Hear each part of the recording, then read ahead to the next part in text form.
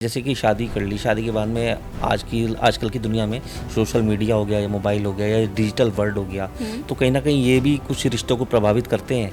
Social pressure है, daily basis पे updates हैं, ये कहीं ना कहीं तलाक का बहुत बड़ा कारण बन रहे हैं। तो आजकल के युवाओं में जो कहीं ना कहीं कह दो कि रिलेशनशिप स्ट्रेस हो गया या आपने एंग्जाइटी की बात करी या डिप्रेशन, तो इसके मामले जो बढ़े हुए इतने बढ़ते हैं, एक रीज़न क्या हो सकता है इनका? तो सबका एक ही क्राइटेरिया, अपना काम, अपना मोबाइल, अपनी दुनिया। खाना है तो मोबाइल के साथ, सोना है तो मोबाइल के साथ, फैमिली में क्या चल रहा है दे डोंट बोदर। एक बेटा होता है या बेटी होती है, नहीं मैंने लव मैरिज करनी है, लेकिन लव मैरिज के बाद में फिर वो बात पहुंचती है कहाँ? तलाक तक। मेरा मानना ये है कि पेरेंट्स अपनी जिम्मेवारियों को कम करना चाहते हैं। अच्छा, जो कपल्स तलाक की कगार पर खड़े होते हैं, आप उन्हें सबसे क्या इंपॉर्टेंट सलाह देते हो ताकि वो बच सके? अगर वो कहते हैं कि नहीं हमारा तो सब कुछ खत्म हो गया है, तो फिर तो कहीं ना कहीं देखो डिसीजन तो उनका अपना ही है। तो ईगो और गलतफहमियां और कहीं ना कहीं अपेक्षाओं का बोझ, ये भी कहीं ना कहीं प्रभावित करता है। देखिए, दो लोग आपस में बात क्यों बंद करना शुरू कर देते हैं? क्योंकि वो सुनने के लिए नहीं बात करते, वो जवाब देने के लिए बात करते हैं। अक्सर लोग कहते हैं कि शादी से पहले हम तो एक साथ रहेंगे, उसके बाद में शादी करेंगे, और उसके बाद में फिर तलाक की नौबत आती है। प्रॉब्लम ये है कि वेस्टर्न कल्चर में इन चीज़ों के लिए कोई मैटर नहीं करता, आप किसी के साथ रहते हैं, कब किसको छोड़ देते हैं। नमस्कार, स्वागत है द समर न्यूज़ हरियाणा में। अभी कुछ समय पहले हमने आपको साइकोलॉजिस्ट, एक डॉक्टर हैं, उनसे भी आपको एक परिचय कराया था। तो वहीं साइकोलॉजी को लेके आज एक बार फिर मौजूद है हमारे साथ डॉक्टर रचना शर्मा, जो कि एक साइकोलॉजिस्ट है पेशे से और चैरिटेबल ट्रस्ट में ये कार्य करती हैं। आज का मुद्दा ये है कि पति पत्नी के रिश्ते को कैसे बचाया जाए, क्योंकि कहीं ना कहीं आज भागदौड़ भरी ज़िंदगी में रिश्ते इतने उलझ जाते हैं कि कहीं ना कहीं तलाक तक पहुंच जाते हैं। तो यही मुद्दा रहेगा, यही टॉपिक है आज का हमारा। नमस्कार मैम, सबसे पहले तो आपका स्वागत है समर न्यूज़ में। थैंक यू मुकुल जी। अब हाँ, मैं बढ़िया जी मैम। सबसे पहले सवाल मेरा यही है कि जो आजकल की भागदौड़ भरी ज़िंदगी है और रिश्ते जो है तलाक तक पहुंच जाते हैं, तो आप इसकी जब काउंसलिंग करते हैं, किस तरह से आप इसको काउंसलिंग करते हैं और क्या कुछ इसका मतलब बेस क्या रहता है कि जो ये मुद्दे तलाक तक पहुँच जाता है? मुकुल जी, देखिए, जो रिश्ते टूटते हैं वो एक दिन में नहीं टूटते। रिश्ते टूटने के पीछे एक बहुत बड़ा एक फैक्ट होता है जिसको हम कहते हैं कम्युनिकेशन गैप। धीरे धीरे लोग क्या करते हैं, अपनी बातचीत बंद कर देते हैं, अपनी प्रॉब्लम्स के बारे में बात करना बंद कर देते हैं। तो जब एक रिश्ते में चुप्पी आ जाती है, तब वो चुप्पी बढ़ते बढ़ते, यानी कि संवाद टूटता है। संवाद टूटना एक शुरुआत है। और जब संवाद इतना टूट जाता है कि आपस की बातचीत बंद हो जाती है, तब तलाक की नौबत आती है। तो आप दोनों के बीच एज ए साइकोलॉजिस्ट किस तरह से इसको मैनेज करते हैं, किस तरह से बैलेंस करते हैं?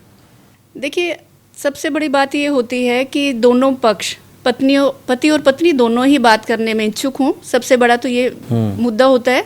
अदरवाइज लोग क्या करते हैं, मुझे बात नहीं करनी, तुम बात करो, तो गलती तुम्हारी है। तो हम सबसे पहले उनको ये काउंसलिंग में देते हैं कि आप दोनों ही इसके इक्वल पार्ट रहेंगे और दोनों को ही एक दूसरे को सुनना पड़ेगा, तभी हम किसी प्रॉब्लम का सोल्यूशन कर पाएंगे। लेकिन मैम, कहीं ना कहीं जैसे कहते हैं ना, भरोसा टूट गया या समझना ही नहीं चाहते, आप खुद ही कह रहे हैं कि लोग नहीं समझना चाहते, तो और कहीं ना कहीं इमोशनल टच, इन सबको अगर आप अपने नज़रिए से देखें तो आप इसको कैसे आगे इसको काउंसलिंग के जरिए करते हैं?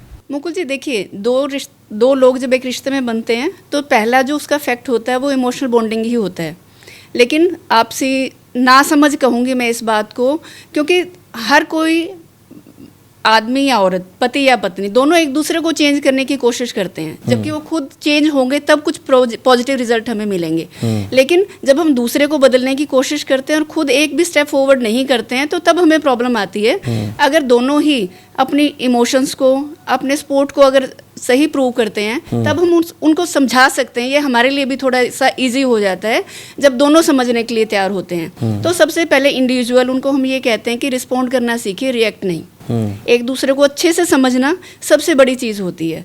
क्योंकि सब ये कहते हैं कि वो गलत मैं सही, लेकिन इस गलत सही के फैसले में बहुत सारी चीज़ें गलत हो जाती हैं, जिनको करेक्ट करने काउंसलर का राइट होता है। वो उसको, दोनों पक्ष को वो इंडिविजुअली सुनता है, एक दूसरे की प्रॉब्लम को समझता भी है। तब उन दोनों को वो चीज़ समझाई जाती है कि कहाँ पर आपको करेक्शन की ज़रूरत है। अदरवाइज अगर हम सिर्फ वन साइडेड रहेंगे तो वो दूसरा जो साइड रहेगी वो कभी भी ओपन अप आपके साथ नहीं होगी। तो बीइंग काउंसलर हमें नॉन जजमेंटल होना होता है, हमें बायस्ड नहीं होना कि हमें मेल का साइड लेना है या फीमेल की साइड लेनी है, हमें दोनों को इक्वली पोर्शन में समझाना भी है और उनकी प्रॉब्लम्स को अंडरस्टैंड भी करना है।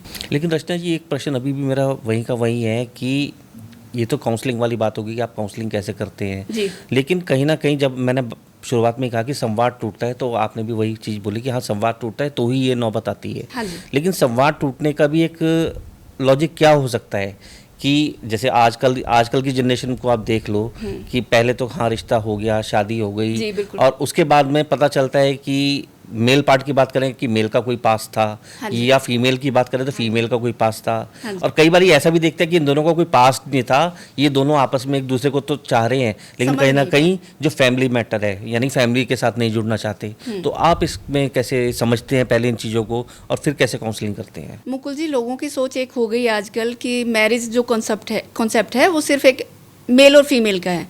अगर रियलिस्टिक फैक्ट चेक करें तो एक फैमिली बॉन्डिंग होती है, बेसिकली दो परिवारों का मिलन, हम इस चीज़ को मानते हैं। लेकिन जब लड़की घर में आती है तब उससे ये एक्सपेक्टेशन होती है कि वो सब कुछ करे, मेरे मेंबर्स को रिस्पेक्ट दे। दूसरी तरफ मेल ईगो होती है कई बार कि मैं तो सन इन लॉ हूँ, मैं क्यों इतनी जिम्मेवारियाँ लूँ। मेरा मानना ये है कि संवाद एक दिन में नहीं टूटता, प्रैक्टिकल एग्जांपल्स होते हैं हमारे पास, एक्सपीरियंसेस होते हैं। जैसे एग्जांपल के तौर पे हम कह सकते हैं अगर लड़के की फैमिली में कोई प्रॉब्लम आई तो लड़की रेडी रहती है काम करने के लिए, हेल्प करने के लिए, मेंटली फिजिकली हर तरीके से।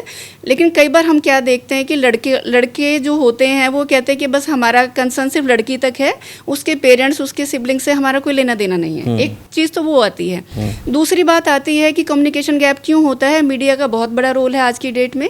लोगों ने आपस में बात कम करना शुरू कर दिया है, साथ रहते हैं लेकिन एक दूसरे के साथ नहीं होते। एक घर में तो रहते हैं, एक छत में रहते हैं, बट रूममेट्स की तरह रहते हैं। जो इमोशनल बॉन्डिंग की हम बात करते हैं इस रिलेशन में, जिसको मैरिज वाला कॉन्सेप्ट कहते हैं, तो इसमें इमोशनल बॉन्डिंग बहुत बड़ा रोल प्ले करती है। और हमने यहाँ तक भी देखा है कि बाकी सारे फैक्टर्स साइड बाय हो जाते हैं अगर आपकी इमोशनल बॉन्डिंग है दोनों पार्टनर्स की। दोनों जी, और उसमें भी फैमिली रोल प्ले करती है। लेकिन मेरा मानना ये है कि end of the day couples को ही अपनी प्रॉब्लम्स और अपनी सिचुएशन को संभालना होता है। वो एक हेल्प तो कर सकते हैं, एक सपोर्ट सिस्टम बन सकते हैं, बट काउंसलर भी उनकी उतनी ही हेल्प कर पाता है जितनी उनको रिक्वायर्ड होती है। उसके बाद जो उनको स्टेप फॉरवर्डिंग करनी होती है वो खुद ही करनी होती है। ओके जी, तो इसलिए सबसे बड़ा चीज़ है संवाद को।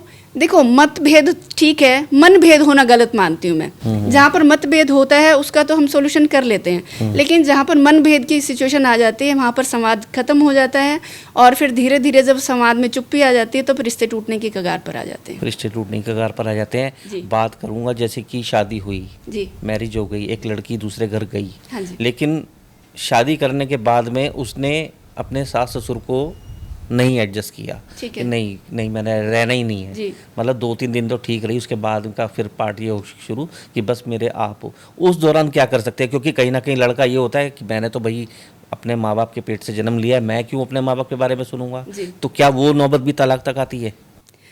समटाइम्स होता है ऐसा भी। म्यूचुअली जो कंसर्न होता है मुकुल जी, वो यही होता है कि दोनों पक्ष एक दूसरे के पेरेंट्स की भी उतनी रिगार्ड करें जितनी वो खुद के पेरेंट्स की करते हैं। देखिए, मैंने पहले भी जैसे कहा कि मैरिज सिर्फ दो लोगों का कंसेप्ट नहीं होता, फैमिली बॉन्डिंग भी होती है। और कहीं ना कहीं जब हमारी लाइफ में अप डाउन्स होते हैं तो हमें फैमिली सपोर्ट की रिक्वायरमेंट भी होती है। क्यों आजकल काउंसलर की ज़रूरत पड़ रही है? कभी आपने गौर किया इस बात पर? क्योंकि जॉइंट फैमिलीज ब्रेकअप हो रहे हैं। ब्रेकअप, ठीक है, लड़की इन लॉज के साथ नहीं रहना चाहती। और वैसे भी आजकल न्यूक्लियर फैमिली का जो ट्रेडिशन चला है वो सबसे बड़ा ड्रॉबैक इनके लिए, जितने भी तलाक वाली सिचुएशंस हैं इनके लिए। क्योंकि दोनों आपस में लड़ते हैं, कोई समझाने वाला है नहीं। और बाहर किससे आप सलाह लेते हैं तो आप ये सोचते हैं कि वो लड़के का फेवर करेगा या वो लड़की का फेवर करेगा, मीन्स नॉन जजमेंटल नहीं होते।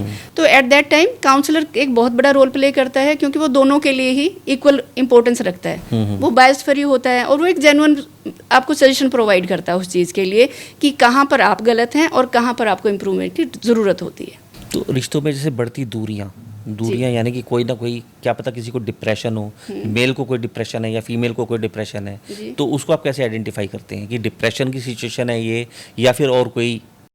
हाँ, मल्टीपल फैक्टर्स हो सकते हैं उसमें। वैसे तो देखो, जैसे हमने अपने टॉपिक की शुरुआत की, संवाद की कमी, इससे ही ये डिप्रेशन की शुरुआत होती है। डिप्रेशन बेसिकली हम किसको मानते हैं? जब हम अपनी फीलिंग्स को एक्सप्रेस करना बंद कर देते हैं। और जब एक्सप्रेशन की ही कमी रहेगी तो फिर आप शेयरिंग नहीं करेंगे, शेयरिंग नहीं होगी तो दूसरा मेल या फीमेल कोई भी हो वो उसको अंडरस्टैंड नहीं कर पाएगा। तो सबसे बड़ा फैक्टर होता है एक्सप्रेशन। जब आप अपनी थॉट्स को, फीलिंग्स को, फियर्स को एक्सप्रेस करते हैं तो तब डिप्रेशन के चांसेस कम होते हैं।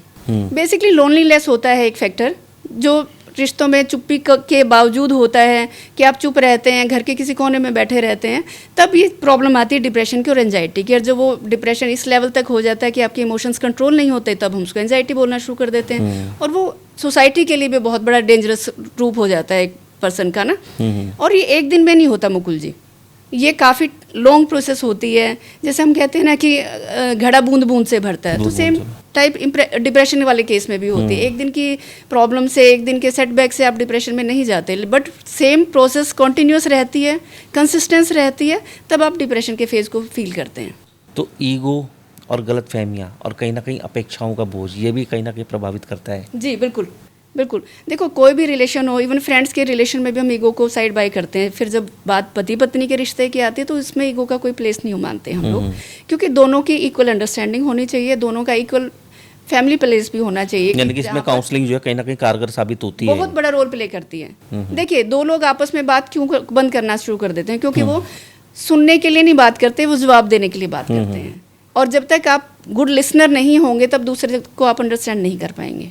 तो सबसे बेस्ट रोल ये होता है कि पहली बात तो पॉजिटिव एस्पेक्ट के साथ अपनी बातचीत को शुरू करें और दूसरे को भी सुने, और उसके बाद रिएक्ट नहीं करना है, आपने रिस्पॉन्ड करना है। और आपने भी देखा होगा कि अच्छे ढंग से दी गई सलाह बहुत कारगर साबित हो जाती है। आपने बच्चों के केस में भी देखा हो, जैसे मेरे पास कई बच्चे भी आते हैं, वही चीज़ जब मैं उनको समझाती हूँ तो दे इजीली गेट अंडरस्टूड कि मैम ने क्या बोला और हम वो करेंगे, और करते भी हैं, रिजल्ट भी आते हैं। बट सेम चीज़ जब पेरेंट्स बात करते हैं तो कहते हैं कि नहीं, ये तो रोज़ का ज्ञान है। हमने थोपना नहीं है, समझाना है। बेसिकली इम्प्लीमेंटेशन किस वे में करते हैं, ये बहुत बड़ा रोल होता है जी।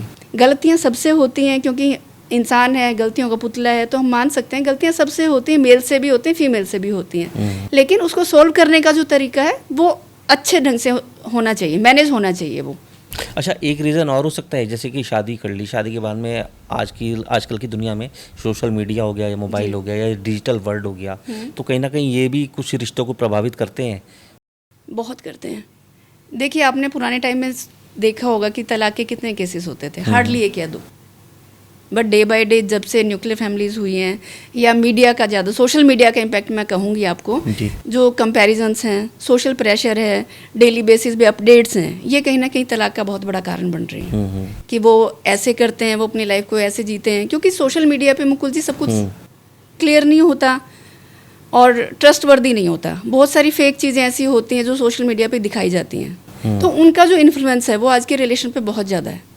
क्योंकि हर किसी की फैमिली कंडीशन अलग है, इकोनॉमिकल स्टेटस अलग है, फैमिली रिस्पॉन्सिबिलिटीज़ भी अलग हो सकती हैं। तो सोशल मीडिया ने वन गो में जो माइंडसेट बना दिया लोगों का कि वो ऐसे जीता है तो मुझे भी ऐसे ही जीना है, वो कहीं ना कहीं इस चीज़ को ज़्यादा बढ़ावा देता है। तो आजकल के युवाओं में जो कहीं ना कहीं कह दो कि रिलेशनशिप स्ट्रेस हो गया, या आपने एंग्जाइटी की बात करी, या डिप्रेशन, तो इसके मामले जो बढ़े हुए इतने बढ़ते हैं, एक रीज़न क्या हो सकता है इनका? सबसे बड़ा है कि आपस में शेयरिंग नहीं है बातचीत की, पेरेंट्स के साथ, अपने सिबलिंग्स के साथ टाइम स्पेंड ना करना। आजकल के जो बच्चे हैं, जो ग्रोइंग बच्चे हैं, हम अडल्ट्स की बात हम कर सकते हैं, इवन मेच्योर अडल्ट्स की भी हम बात कर सकते हैं, सबका एक ही क्राइटेरिया है, अपना काम, अपना मोबाइल, अपनी दुनिया। खाना है तो मोबाइल के साथ, सोना है तो मोबाइल के साथ, फैमिली में क्या चल रहा है दे डोंट बोदर। लेकिन सोशल मीडिया पे क्या चल रहा है, दे ऑलवेज गेट अपडेटेड कि उसने उसको मार दिया, उसने वहाँ पर ये कर दिया, उसने वहाँ पर ये गेन कर लिया, उस चीज़ की सब अपडेट है। बट घर में अगर कोई बीमार है या कोई परेशान है, उसके बारे में उसको कोई अपडेट नहीं होती, वो पड़ोसियों से पता चलता है। कई बार ऐसा भी होता है कि बच्चे बिना बताए हमारे पास आते हैं और उनका एक ही कारण होता है, कहते हैं मैडम हमारे पेरेंट्स बिजी हैं, वो हमें टाइम प्रोवाइड नहीं करते। जब हम बात करने की कोशिश करते हैं, या तो वो उस चीज़ को समझना नहीं, अपना ज्ञान देना शुरू कर देते हैं, या वो हमारे लेवल पे आके उस बात को नहीं समझते कि आज के टाइम में हम उस चीज़ को कैसे फेस कर पा रहे हैं। नो डाउट जनरेशन गैप तो है, लेकिन पेरेंट्स के लिए भी एक सजेशन मैं यही कहूँगी कि आजकल के बच्चों की नीड को अंडरस्टैंड करना ज़रूरी है। मैम, मैं आपकी इस बात का जवाब दूंगा कि आप कहते हो कि जनरेशन गैप, लेकिन मेरे हिसाब से कहीं ना कहीं जनरेशन गैप को माँ बाप आज की तारीख में ख़त्म करना चाहते हैं। वो कहते हैं नहीं, हमारे बच्चे जो चाहते हैं हम वही करें। लेकिन उसके बावजूद मान लो कि आप लव मैरिज, एक बेटा होता है, ये बेटी होती है, नहीं मैंने लव मैरिज करनी है, लेकिन लव मैरिज के बाद में फिर वो बात पहुंचती है कहाँ, तलाक तक। तो माँ बाप कहाँ जाए? माँ बाप भी तो यही कहेंगे ना कि यार हमने तो सब कुछ कोऑपरेट किया, फिर आखिर इनकी अंडरस्टैंडिंग क्यों बिगड़ी? तो ये किस हद तक सही है? और मेरे हिसाब से पहले एक मेरा सवाल ये भी है कि लव मैरिज या फिर अरेंज मैरिज, इसमें से आज की तारीख में चूज़ क्या करना चाहिए? क्योंकि कहीं ना कहीं आज की जनरेशन लव मैरिज की तरफ ही बढ़ रही है। मुकुल जी, देखिए, लव जो आपने कंसेप्ट की बात की कि पेरेंट्स जनरेशन गैप को ख़त्म करना चाहते हैं, मेरा मानना ये है कि पेरेंट्स अपनी जिम्मेवारियों को कम करना चाहते हैं। ओके। जब पुराने टाइम में मैरिजेस होती थी तो होल जो जिम्मेवारी होती थी वो पेरेंट्स की होती थी, ठीक है, और वाइफ और हस्बैंड दोनों में से किसी को भी प्रॉब्लम होती थी तो पेरेंट्स से बात करते थे। अब पेरेंट्स ने भी कहते हैं कि अपनी जिम्मेवारी छोड़ दी कि आपस में ही देखो।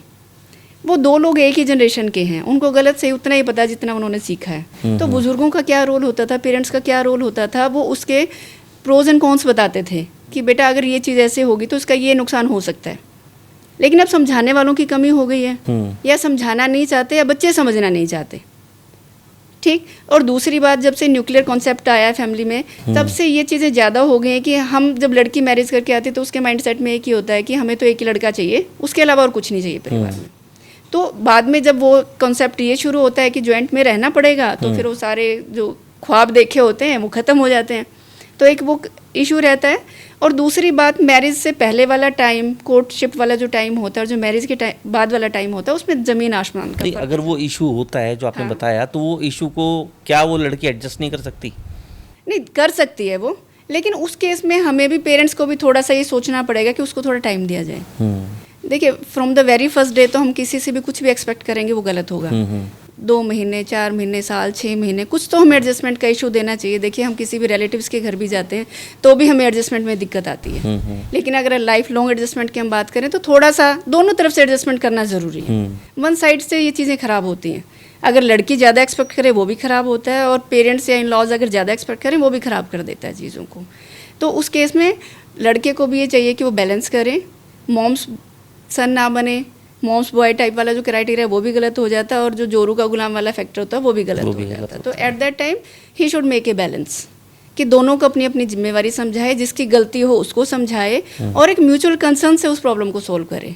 तब ये रिश्ते आगे ज़्यादा अच्छे से बढ़ सकते हैं। अच्छा, जो कपल्स तलाक की कगार पर खड़े होते हैं, आप उन्हें सबसे क्या इंपॉर्टेंट सलाह देते हो ताकि वो बच सकें? देखिए, बहुत सारे लोग ऐसे होते हैं जिनको ये चीज़ समझाना, विजुअलाइज कराना कि वो गलती कर रहे हैं, ये एक बड़ा रोल प्ले होता है। दूसरी बात, अगर उनको खुद को भी ये रियलाइजेशन है कि हम रिश्ते को बचाना चाहते हैं, तो फिर वो काउंसलर की हेल्प ले सकते हैं। सबसे पहले तो हमारा जो क्वेश्चन होता है उनसे यही होता है कि क्या आप दोनों इस रिश्ते को नया अंजाम देने के लिए तैयार हैं? क्या आप एक चांस देने के लिए तैयार हैं? अगर वो दोनों रेडी होते हैं तो काउंसलिंग इफेक्टिव होती है। अगर वो कहते हैं कि नहीं, हमारा तो सब कुछ खत्म हो गया है, तो फिर तो कहीं ना कहीं देखो डिसीजन तो उनका अपना ही है। लेकिन काउंसलर फिर भी हेल्प करता है कि आपस की जो गलत फहमियाँ, एक लास्ट चांस उसको दिया जाए कि वो सोल्व हो सके। और आपस में जो भी एक दूसरे को कहना सुनना होता है, जैसे आपने संवाद की कमी की, वो प्रॉब्लम यहीं से तो शुरू हुई। हमने एक दूसरे को अपने मन की बात तो की नहीं। मोदी की मन की बात हम सुनते हैं, लेकिन आपस की मन की बात को हम भाव नहीं देते, अपनी इमोशनल बॉन्डिंग को हम स्ट्रॉन्ग नहीं करते, छिपा छिपाई करते हैं बातों में, तो वो कहीं ना कहीं एक स्ट्रेस देता है। और वो जब धीरे धीरे धीरे धीरे यही चीज़ें बढ़ती हैं तो तलाक की नौबत आ जाती है। तो काउंसलर का फर्स्ट जो रोल होता है, इंपॉर्टेंट रोल, वो यही होता है कि सबसे पहले दोनों को काउंसिल करें इंडिविजुअली, और उनसे ये पूछे कि क्या आप सच में रिश्ते को बचाना चाहते हैं। अगर वो यस करते हैं तो फिर काउंसलिंग का रोल बहुत इंपॉर्टेंट हो जाता है। अच्छा, अब एक सबसे बड़ा सवाल ये निकल के आता है कि ठीक है, बच गए उस रिश्ते से, मतलब कि ठीक है, नहीं हुआ तलाक, जी, बढ़ते गए, समय बढ़ता गया, बच्चे भी हो गए, लेकिन एक समय फिर ऐसा आया कि नहीं, अब तो तलाक चाहिए ही चाहिए। यानी कि वो स्थिति जब होती है, वो फिर बच्चों के मानसिक पर, यानी कि उनके विकास पर, जो बच्चे बढ़ रहे हैं, मान लो 9-10 साल का ही बच्चा है या मान लो 5-6 साल का बच्चा है, उसके मानसिक विकास पर कितना प्रभाव पड़ेगा, और क्या उस दौरान उनको तलाक से लेने से बचा जा सकता है? देखिए, जैसे आपने कहा कि अगर इनिशियल फेज़ पे ये प्रॉब्लम आती है तब तो फिर उनको अभी फैमिली प्लानिंग का नहीं सोचना चाहिए। मेरा मानना ये है कि अगर आप बच्चे को हेल्दी एनवायरनमेंट नहीं प्रोवाइड कर सकते तो you should not go for the family planning, क्योंकि आप एक समाज में एक बुराई को पैदा कर रहे हैं। क्योंकि बच्चा क्या करेगा जो वो देख रहा है। अगर आप बच्चे के लिए अपने माँ बाप होकर उसको हेल्दी एनवायरनमेंट नहीं प्रोवाइड कर सकते तो सोसाइटी का उसमें कोई रोल नहीं है। पहला जो इनिशियल फेज़ होता है बच्चे की स्टार्टिंग का वो घर से होता है।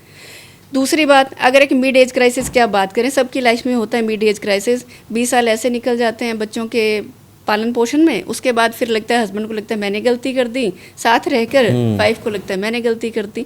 तो उसका परफेक्ट सॉल्यूशन ये होता है कि एक रूटीन बनाएं, आप डेली बेसिस पे बात करें, एक दूसरे को इम्पोर्टेंस दें। जिसको अगर आपने सुना होगा आजकल एक नई टर्म है ट्रेंड में जिसको कहते हैं क्वालिटी टाइम पास करना।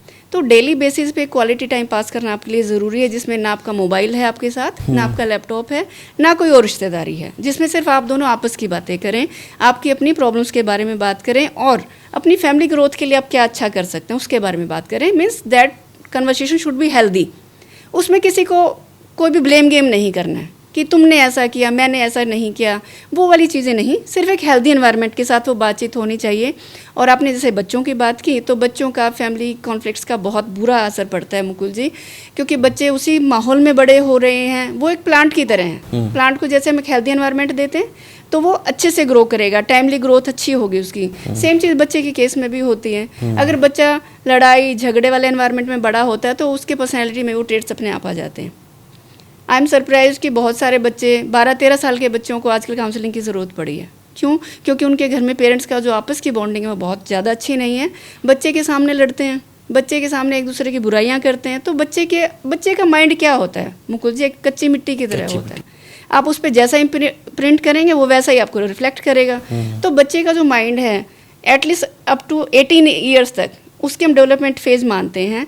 और मैं तो ये कहती हूँ कि उसके बाद भी उसको एक हेल्दी एनवायरनमेंट प्रोवाइड करना चाहिए, सो दैट उसकी जो फ्यूचर लाइफ होगी उसके लिए वो भी बेनिफिट हो। वो ये एग्जांपल सेट करें अपने बच्चे के आगे कि मेरे पेरेंट्स इतने प्यार से रहते हैं, इतने हेल्दी एनवायरनमेंट में हमें रखा है, तो हम भी अपने आने वाली जनरेशन्स को वही एनवायरनमेंट प्रोवाइड करें, सो दैट कि हम सोसाइटी में एक अच्छे ह्यूमन बीइंग का रोल भी प्ले कर पाएँ। क्योंकि सोसाइटी किससे है? आप और हम जैसे लोगों से ही तो है।